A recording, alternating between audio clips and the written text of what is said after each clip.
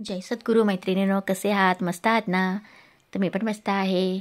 Ranjana recipe या चॅनलवर तुमचं खूप खूप मनापासून स्वागत. तर मैत्रिणींनो, आज मी नवीन रेसिपी घेऊन आलेली आहे, सोयाबीन. तर सोयाबीनची मी भाजी पण बनवणार आहे आणि सोयाबीन मटर पुलावसुद्धा बनवणार आहे.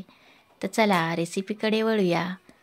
तर मैत्रिणींनो, मी इथे एका पातेल्यात 1-1.5 ग्लास असं पाणी ठेवलेलं आहे आणि इथे मी आता सोयाबीन घालणार आहे. कारण सोयाबीन आपल्याला इथे असे कोमट पाण्यात, कोमट किंवा थोडं गरम घेतलं तरी चालेल, त्याच्यामध्ये भिजवून आपल्याला असे नरम करायचे आहेत.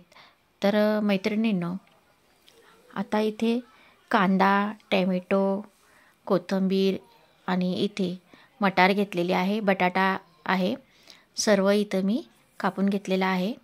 आणि हे तांदूळ घेतलेत, तर हे आहेत इंद्रायणी तांदूळ. याचा थोडा गिचका भात येतो, पण खूप टेस्टी लागतो खायला.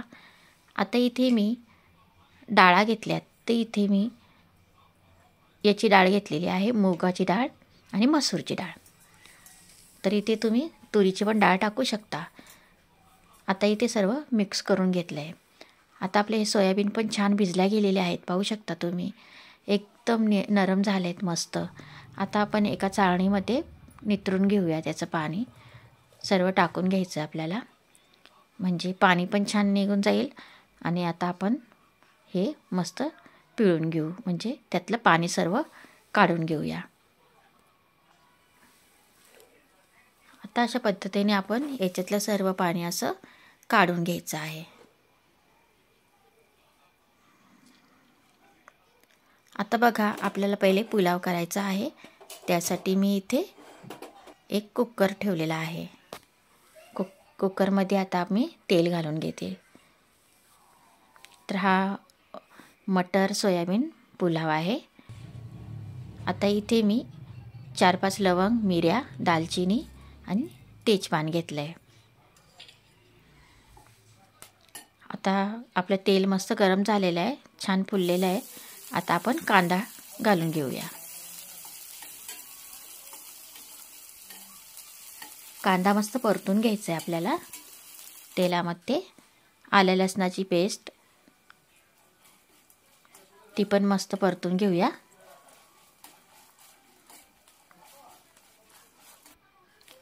तर बघा, आता मस्त कांदा आपला परतवला गेलेला आहे. आता आपण मटार, टॅमॅटो, बटाटा सर्व टाकून घेऊया. ते पण छान पैकी परतून घ्यायचं आपल्याला.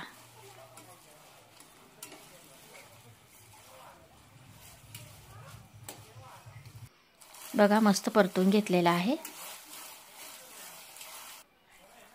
आता आपण घालूया इथे मसाले.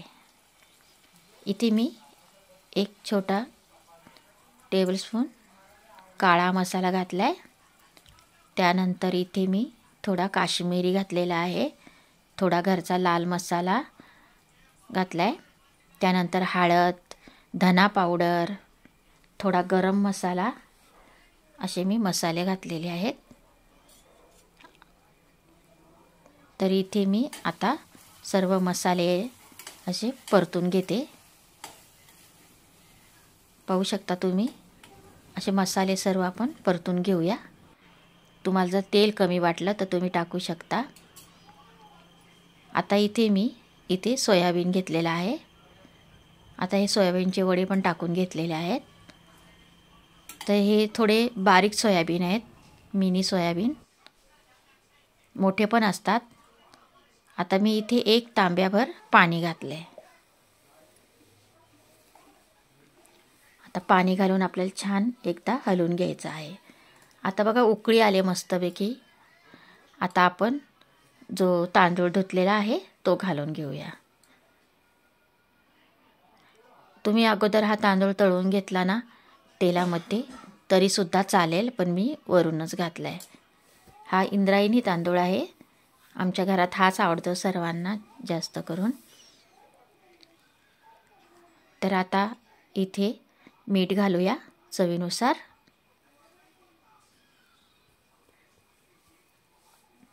मीठ घालून एकदा आपण मिक्स करून घेऊया.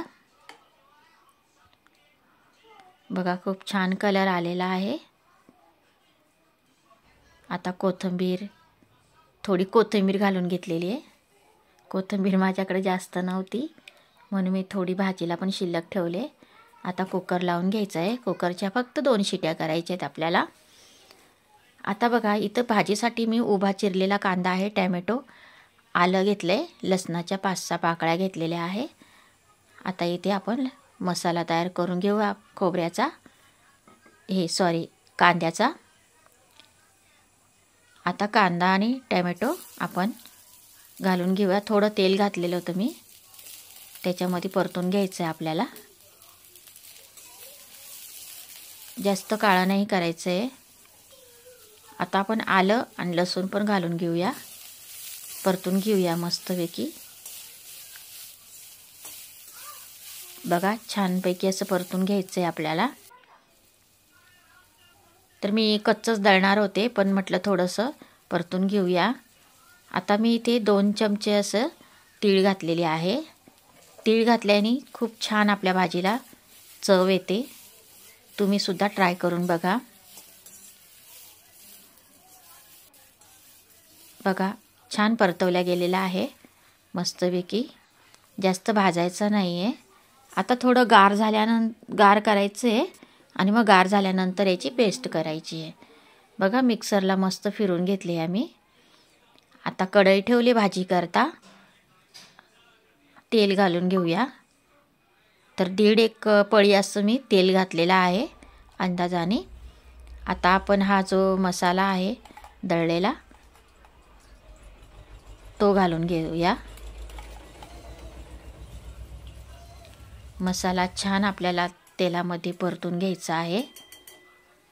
मस्त आपल्या मसाल्याला तेल सुटेल तोपर्यंत आपण असं परतून घ्यायचं आहे, हलवत राहायचं आहे।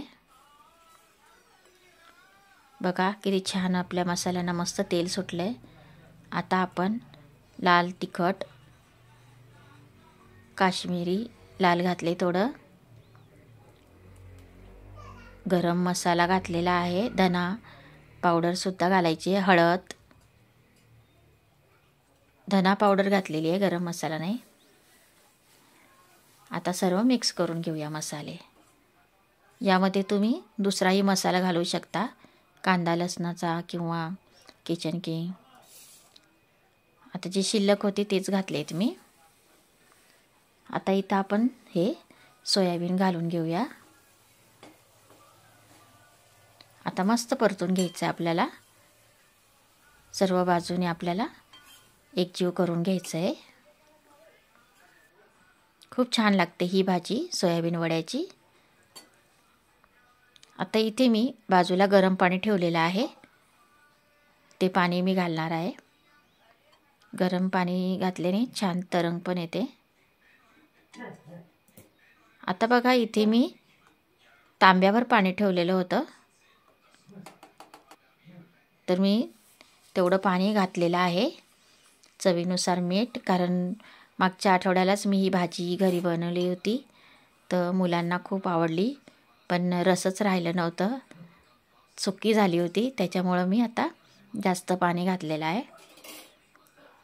जर तुम्हाला एकदम सुकं करायचे असेल तर तुम्ही थोडंच पाणी घाला। तर इथे मी हा सोयाबीनचा रस्सा बनवलेला आहे आणि पाहू शकता मस्त उकळी आलेली आहे आपल्या भाजीला। थोडी कोथिंबीर टाकले आणि आता मी 3-4 मिनटाकरता झाकून ठेवलेलं होतं। तर पाहू शकता तुम्ही मस्त आपली भाजी तयार झालेली आहे। पण इथे मी आणखी 2 मिनटं झाकण ठेवून गॅस बंद केलेला होता आणि बघा किती छान तरंग आलेली आहे आपल्या भाजीला। मैत्रिणींनो, माझी ही जर रेसिपी तुम्हाला आवडली असेल तर छान कमेंट टाका, लाईक करा, नवीन कोणी व्हिडिओ बघत असेल तर शेअर करा।